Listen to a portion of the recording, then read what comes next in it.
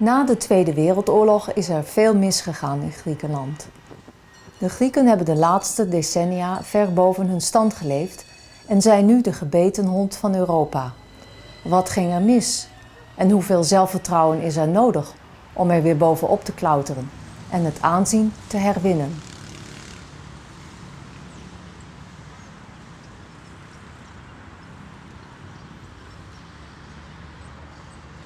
After the war, after the Second World War, and especially after the collapse of the dictatorship of the colonies, there was a false, let's say, illusion in Greece that we're now in Europe, we are rich, we can promote our dreams, but many of them were not based on a real economy. So we went to a phase of self-illusion, which was very bad for us. Now we have to be more realistic. Well, Greece was mismanaged. There is no question about that. And we the politicians, we, part of the political system, have the main responsibility in the last 30 years. It was easy. We lended money and we lived beyond our means. What we're producing has to do with what we're consuming. We're consuming more than what we're producing. It's not only the Greek example. The example is all over Europe. We were living in a way that it was contradictory to our real economical status and possibilities. De oorzaken zijn duidelijk. Wat moet er nu veranderen en wat te doen? Well, there is a lot to be done in Greece today. The first thing is to implement the agreements which we have with our partners. What we need today is a swift implementation of the decisions which were taken. I belong to the people who really believe in the Greek potential. Greece has a lot of sleeping, unfortunately, potential today. So the first thing is to start working again. We have to try today to build a new structure in Greece, a new structure of the state, a new structure in the economy. And I don't think that the politicians are able to do this in Greece. At least the politicians that are living now and are very well known. Well, there is a kind of mobility in the political scene in Greece now. New parties are created, old parties are divided and so on. But this is made with the same material, so we have to change the material. Greeks are successful wherever they are around the world, so it's not a problem of the Greek DNA. It is really a problem of our political system. The political system cannot work as it worked until now. We have to cut, first of all, from ourselves. Because you cannot, on one side, ask the people to make sacrifices, and on the other side, keep your way as it was before the crisis. And in order to change the political material, I mean the material that will construct the new party system, there have to be a necessity for new human material. I mean, persons that are not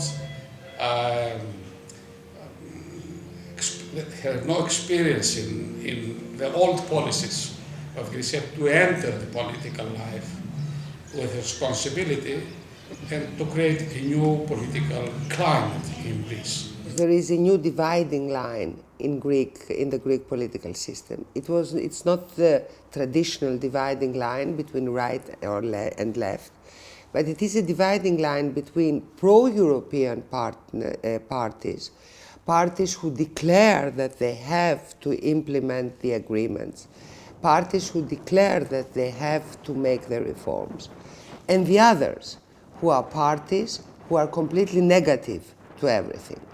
Unfortunately, the crisis, as in all countries, has made stronger the extremes. When people are